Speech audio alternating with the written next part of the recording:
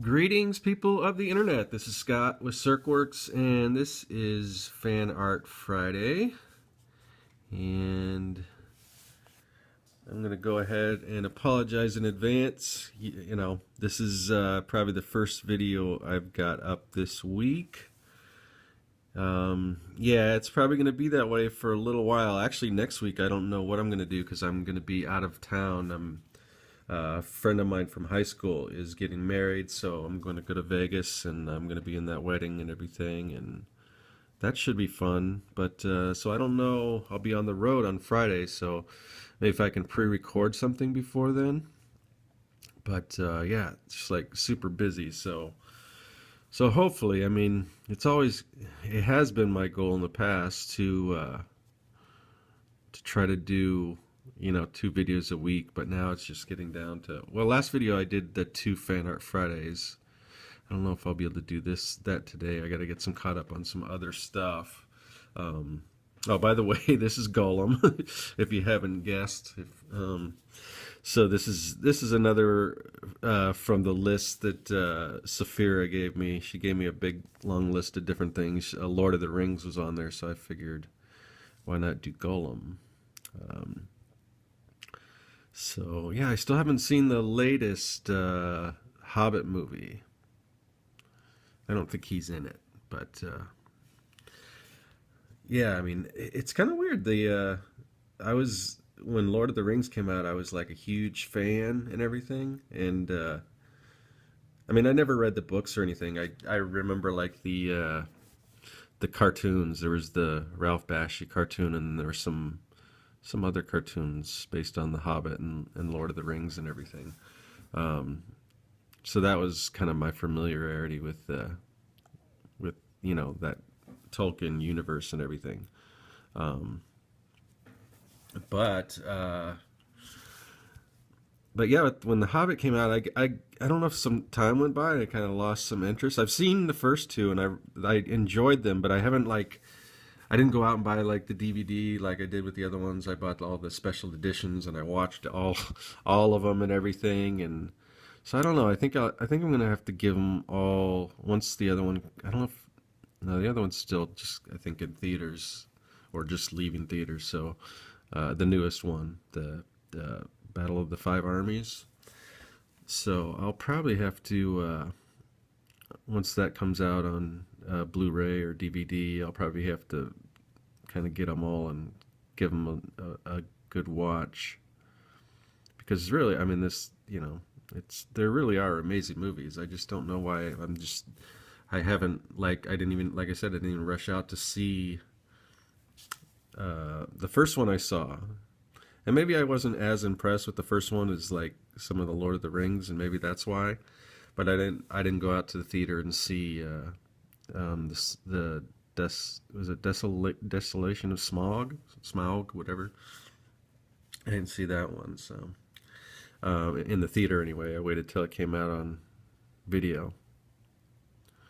So I don't know, but yeah, I do want to see those.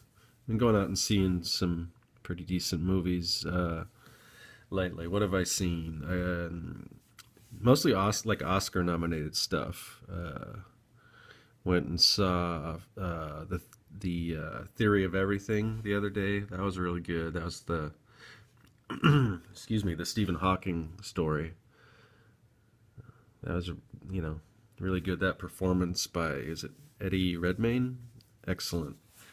So I don't know, as far as, I mean, I'm not so big into like Oscars and things like that. I mean, I appreciate movies and I appreciate good acting and everything like that, but I usually end up watching Oscars and stuff just because the Academy Awards, just because my girlfriend's big into that kind of stuff. She was, you know, she worked in like Hollywood for a little bit, and then she worked in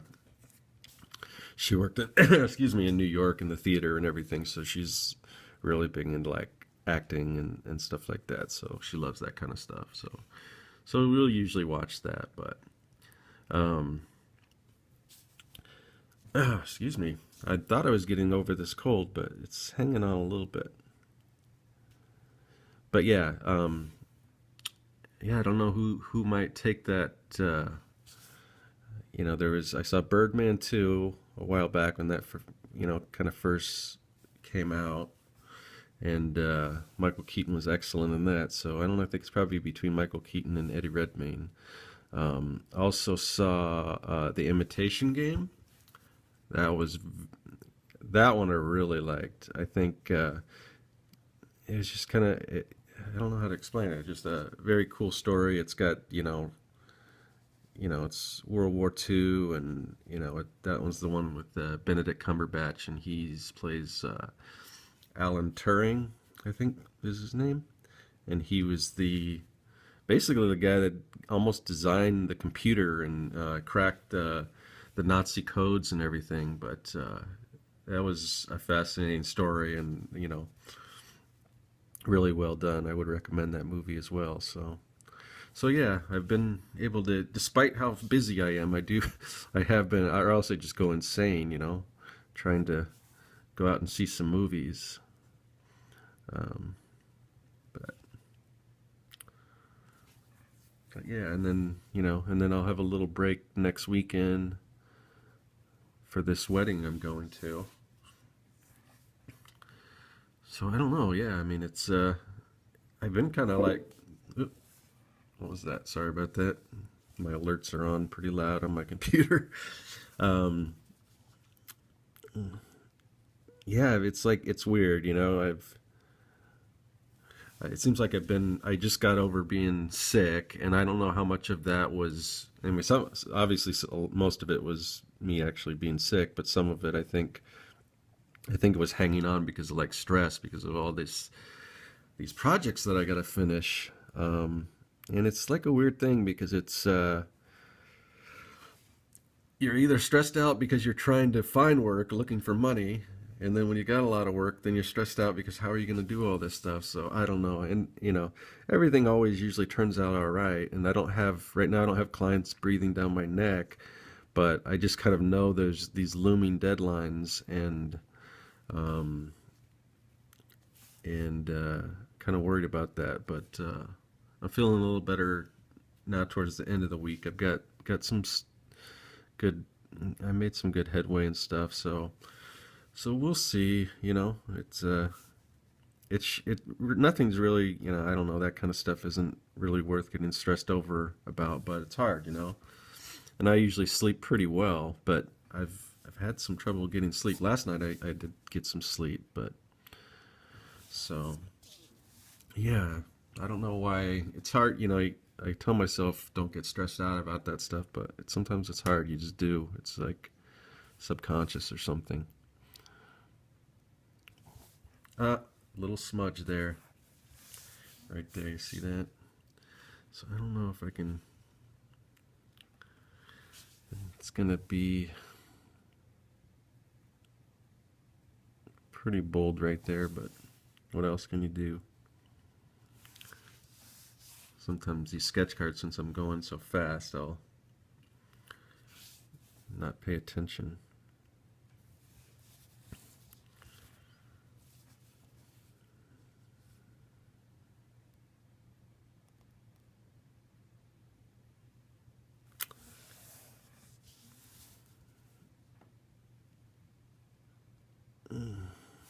So, let's see. What else is going on?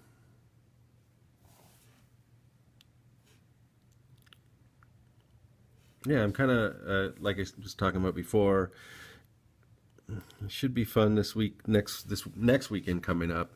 Going to Vegas and hanging out with my friend that he's getting married and everything, and you know, and so me and my girlfriend are just gonna drive up there, and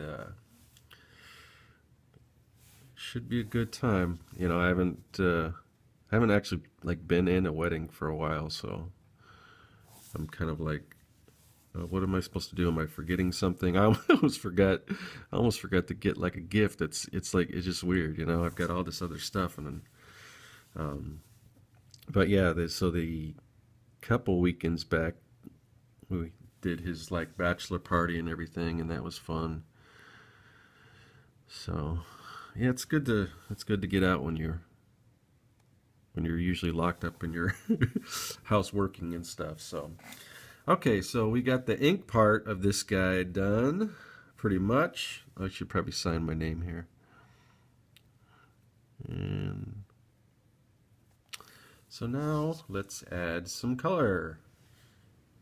Okay, so got some of my Copic markers, or Copic, however you want to pronounce them. I kind of switched back. I always used to say Copic, and then I started saying Copic, and I don't know. Who knows? I don't think it's that big of a deal. You know what I'm talking about. Oh, I guess I should, I usually always do this, but I'll do it again just for anyone that's new. Yeah, so for inking, I'm using this Deleter Black. That's the ink and it's like a manga ink. You gotta order it like special from Japan through the internet, but it was well worth it. It took a little bit of time to get it, but I really like it. So, and I was just using just a regular Winsor Newton Cotman brush, which is kind of their economy watercolor, and pretty nice brushes, and they're not terribly expensive. So anyway, let's get to coloring. Well, that one's kind of bright. Let me see. I gotta hold on a second. I gotta find the right color. That one's a little lighter. Start with these. I had them in kind of an order as far as dark to light. Sometimes it's hard to tell from the just the caps and everything. But okay, so we'll start with this one here.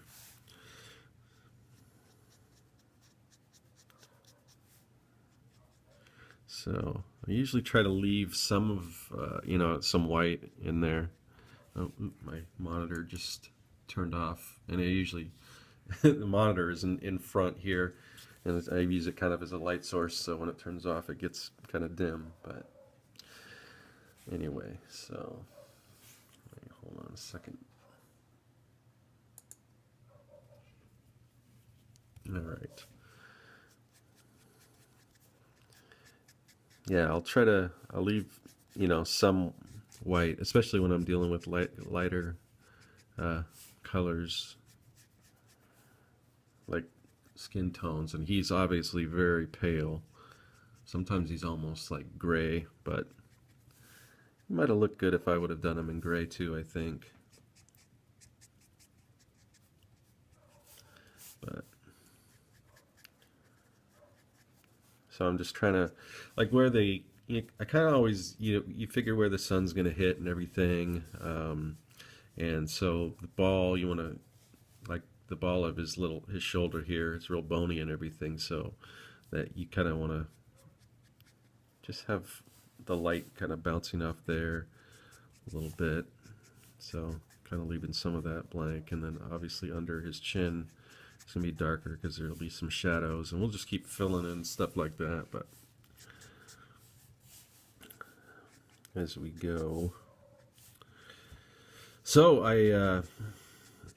when I turned on my computer today, checked my email, and I just went to Facebook because I'm doing this art challenge thing where I don't know if you follow me on Facebook, which I could go on a whole rant on that just with what's going on now with the pages, where now it's like it's kind of been moving this direction, but now it's basically where your likes don't mean anything, because I've got a decent amount of likes. I mean, I've got like around 800 or something. It's not a ton, but like no one, if I share something on that page, no one sees it. So I don't know. I might have people start just following me on my personal one. I don't know. It just seems, I mean, I understand. I mean, it's Facebook's platform and everything, and they, you know, you're using their network, so I mean, they really can do what they want with it, but and there's bigger companies that's probably a good deal where they can do that kind of Facebook marketing, but for artists and stuff, it's just not. I haven't heard too many people that have had success with that type of thing, so I don't know. But anyway, so what I was getting at, I always get sidetracked. What I was getting at was on Facebook, I saw that there was a new trailer for the new Poltergeist remake, and if you don't know, Poltergeist is probably one of my. It's right up there as far as, especially like horror movies and stuff. It's one of my favorites all time. Um, and so when I first heard they were remaking it, I was like, no, why do you got to do that? Um, but I clicked on the trailer and I was presently impressed. Pleasantly, not presently. um, yeah, I really thought it looked good. There, I might be a little worried that they might try to rely too much on some jump scares and stuff, but that seems like the way everything's going. Um, but yeah, it seemed like it had all the elements that I like from the original. It had like the clown and the tree, and obviously the television, and um, yeah, just and it's got Sam Rockwell in it, which kind of gives it some credibility for me anyway. Um, and and it's produced by the people that did the Evil Dead remake, which was also really good. And those are, the thing about Evil Dead was, I mean, the first one, I mean, the actual original was great, obviously, and you don't think you want them to redo it, and then they did it, and I think they did a really good job with it. It's different, and it was still, it was almost sort of like a sequel slash reboot at the same time, because it was like they could both have happened. Like it could also be, it like it didn't discount what happened in the first one. So, I mean, in the original. So yeah, I'm actually kind of excited to see that. I think they did a good job, from what I can tell anyway. So looks plenty scary, and like I said, all the kind of elements that I really liked from the first one, and then some new stuff too. It looks like they're taking a little bit further. Obviously they got to do that for like the modern audience, and that's what I was saying about the jump scares. Might be a little, I might be a little worried about that. Um,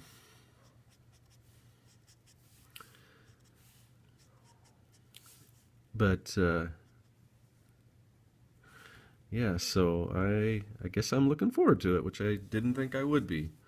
So if you haven't checked that out, I would check it out. I'm curious to know what you guys think, if it's just me or what. But yeah, Poltergeist is kind of one of those weird movies, because when it came out in the 80s, it was I saw this new one was rated PG-13, and a lot of people complain that horror movies, when they're PG-13, because they have to kind of, you know, a lot of people say, if R-rated horror movies are better because they can, obviously do more and be scarier and whatever. But when Poltergeist came out, it was actually a PG movie, and it's one of the scariest movies, which is uh, kind of crazy that a PG movie like that, and that was probably just before PG-13 came out as a rating, but still. All right, what should I do about his hair? Because his hair's so thin. Maybe I should just make it kind of the same kind of fleshy tone, like it's this brownish color. But yeah, I might actually watch that trailer again after I do this. Also, although I got some work to do and stuff. All right, I'm gonna give him some yellow teeth. And a little yellow here. I'll do his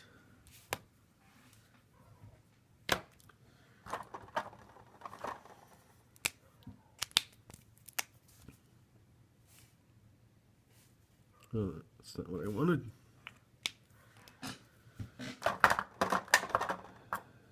Let's see.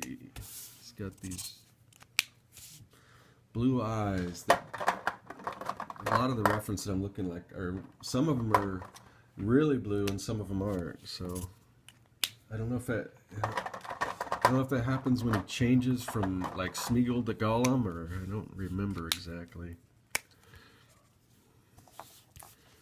But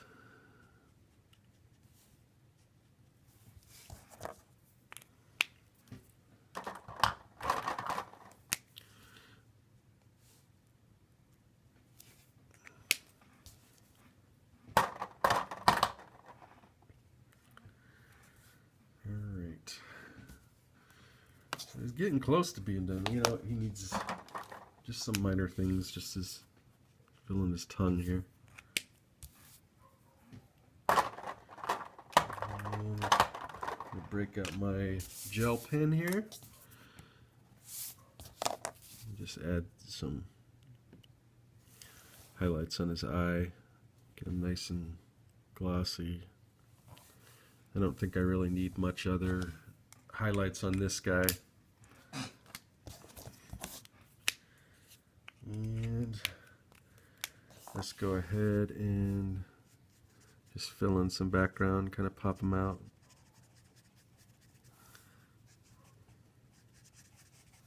The ones I did last week, I forgot to kind of fill in the background, so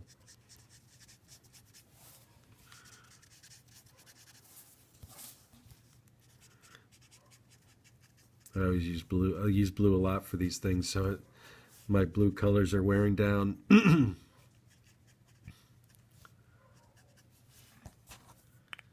we go. And I'm just gonna add a little.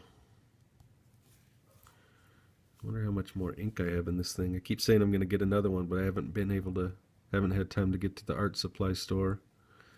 Guess I could order online. Oh, I may be running out. Let me see.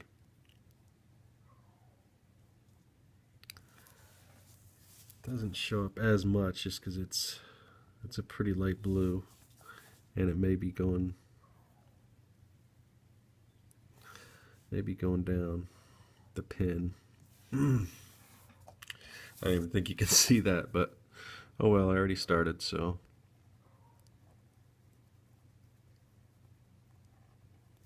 Yeah, let's see something. Must be just the color, because I guess the pin's working. It's just this color is so light that you don't really see it.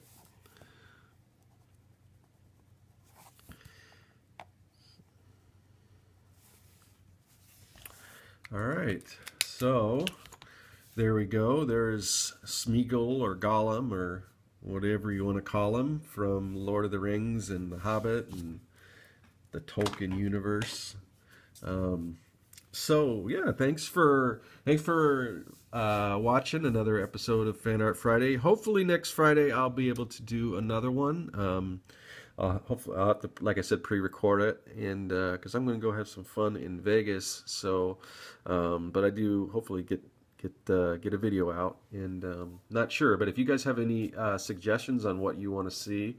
I know I did get a request for Iron Giant, so that's one that I definitely want to do, because I don't know that I've done an Iron Giant, and that's one of my favorites. So, so that will be coming up. I don't know if I'll do that next, because I might have to do another kind of quick sketch card just because of time. And Iron Giant's something I want to spend a little more time on, maybe do like a full drawing. So, and maybe just black and white. I don't know if I'll do a color one of that or not, but yeah, I gotta get back to catching up on some more client work and stuff. So thanks for joining me, and I'll see you guys hopefully next week. And yeah, be sure to like and follow and do all that cool stuff on YouTube. Subscribe if you haven't, if you feel so inclined. And so yeah, that is all.